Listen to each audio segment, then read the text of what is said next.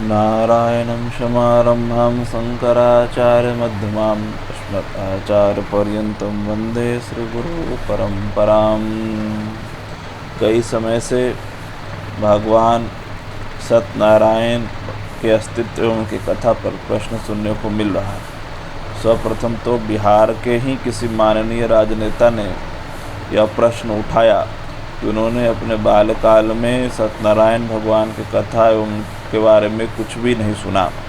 इसी प्रकार से कुछ दिन पूर्व फेसबुक के माध्यम से यह देखने को आया कि कोई कथा व्यास महोदय प्रतिज्ञा जिम्मेवारी पूर्वक व्यासपीठ से कह रहे हैं कि सत्यनारायण भगवान की कथा कहीं भी उन्हें देखने को नहीं प्राप्त हुई, कहीं भी उन्हें सुनने को नहीं मिली। उनके स्मरण में, उनके ज्ञात में किसी पुराण आदि में उनको नहीं मिला।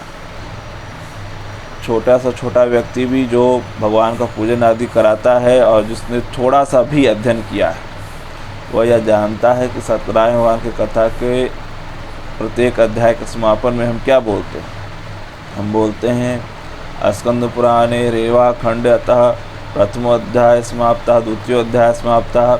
इसी से ये बात सिद्ध हो जाता है कि स्कंद पुराण के रेवा खंड में भगवान सत्यनारायण भगवान की इस कथा का वर्णन प्राप्त होता है। भगवान सत्यनारायण के इस चरित्र का 170 श्लोकों में स्कंद पुराण में वर्णन हमें प्राप्त होता है। पाठ्यांतर से कुछ श्लोक के अंतर हो सकते हैं, परंतु यह पुराणोक्त है, शास्त्रोक्त है। इसका विधि हम सभी को प्राप्त हो रहा है। अगर अपने घर के बुजुर्गों से भी हम संपर्क करें तो हम देख सकते हैं कि उनके भी बाल्यकाल में उनके भी स्मरण में हुआ कि भगवान की कथा होती ही थी। तो भगवान की कथा प्राचीन है, भगवान की कथा मान्य है, भगवान की कथा पुराणों में प्राप्त है। काशी में अन्नपूर्णा जी के मंदिर में, ठीक अन्नपूर्णा जी के मंदिर के ठीक सामने उसी प्रांगण में, अन्नपूर्णा जी के ही मंदिर प्रांगण में भगवान सत्यनारायण की एक प्राचीन प्रतिमा विद्यमान है। ऐसे अन्यत्र भारतवर्ष में अनेक स्थानों पर भगवान सत्यनारायण स्वरूप में, विग्रह स्वरूप में विद्यमान है, जो हमको दर्शन दे रहे हैं। अब ये विचार करना होगा कि सत्यनारायण भगवान कौन है। तो सत्यनारायण भगवान विष्णु के ही स्वरूप में हम उनको जानते हैं। और वो सत्य का अगर दार्शनिक विवेचन करें तो सत्य क्या है, जो तीनों कालों में यथावत बना रहता हो, यानी कि भूत में भी जो था, वर्तमान में भी जो है और भविष्य में भी जो रहेगा, वही भगवान सत्यनारायण के रूप में जाने जाते हैं। उसी तत्व को हम जो तीनों कालों में जो सत्य तत्व जो विद्यमान है, उसको ही हम सत्यनारायण के स्वरूप में जानते हैं। अब उन कथा व्यास जी ने क्षमा तो मांग लिया है, परंतु उन्होंने एक प्रश्न यह भी उठाया जिसके चलते बहुत भ्रम उठ लोगों पर था। कई लोगों ने प्रश्न किया, फ़ोन आदि के माध्यम से भी संपर्क किए कि वास्तविकता में सत्यनारायण भगवान की कथा कहीं मिलती है कि नहीं मिलती है। ये चर्चा का विषय हो गया था। जो लोग आधुनिक शिक्षा में है अथवा जो लोग थोड़ा जिज्ञासु भी हैं और उनको इस बात में जानकारी नहीं हो, जानने की जिज्ञासा से ऐसा प्रश्न किए, तो उनको ये बात पता होनी चाहिए कि सत्यनारायण भगवान की कथा का जो स्कंद पुराण में वर्णन तो प्राप्त हो ही रहा है। और जो आया कि कथा में कभी वो नाव डूब जा रहा है, कभी प्रसाद नहीं खाने से, तो कभी आग का बत्ती लग जा रहा है, तो इस प्रकार का क्या स्थिति। तो प्रसाद शब्द को समझना होगा। अगर दार्शनिक विवेचन कर तो पर आसाद, तो पा से पयो पृथिव्याम आदि मंत्र का अगर देखेंगे, रा से रंभा फल आदि में, तो ये पयो पृथिव्याम वाले मंत्र जो हम लोग दूध आदि से स्नान कराते हैं, यहाँ जल तत्व की प्रधानता मान लीजिए।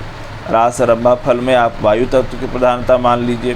तो ये पंच महाभूत जो हैं, जो भगवान से हम लोगों को प्रकृति के स्वरूप में प्राप्त हैं, वही भगवान के द्वारा प्रदत्त प्रसाद है। इनके अनादर और तिरस्कार से, यानी प्रसाद के अनादर और तिरस्कार से जल का विप्लव उठ जाता है, कभी अग्नि का विप्लव उठ जाता है। तो हम मनुष्यों को चाहिए कि जो भगवान से पंच महाभूत हैं, इनकी यथावत जो व्यवस्था है, जो मूल उनका प्रकृति है, व्यवहार या उन्हें प्रदूषित नहीं करे, उनको दूषित नहीं करे। इस रूप से भगवान के प्रसाद का हम सेवन और ग्रहण करते रहें तो हमारा कल्याण होगा। सत्य के स्वरूप में जैसे सत्य असत्य का जो विवेचन आता है कि डंडी वो पूछे कि क्या है नौका में, तो वहाँ पर सत्य का आचरण ही जीवन में करें। अगर हम सत्य का आचरण नहीं कर रहे तो कदाचित हमारे जीवन में अनेक प्रकार की बाधाएं आएंगी ही आएंगी। अगर हम सत्य नहीं बोल रहे और उसके विपरीत अगर हम बाद में बोले कि हमारा कुछ क्षति भी हो गया, अरे तुम्हारे पास तो वो विषय था ही नहीं, तो सत्यता प्रतीक ही नहीं हो पाएगा और आप हमेशा समस्या में आ जाइएगा। तो सत्य का आचरण करना, प्रकृति का सम्मान करना, ऐसा हम सत्यनारायण भगवान की कथा से समझ सकते हैं, देख सकते हैं। सत्यनारायण भगवान की कथा विशुद्ध रूप से शास्त्रीय है और स्कंद पुराण में उसका वर्णन प्राप्त होता है। अतः हम सभी को सत्यनारायण भगवान की कथा आदि का श्रवण श्रद्धापूर्वक करना चाहिए। और जैसे इनके घर में हो रहा है पूर्णमासी आदि में, तो इसमें कहीं पर कोई समस्या नहीं, आप कीजिए, प्रेम पूर्वक कीजिए, श्रद्धापूर्वक कीजिए। ये कथा पुराणोक्त है, शास्त्रोक्त है। नारायण नारायण नारायण।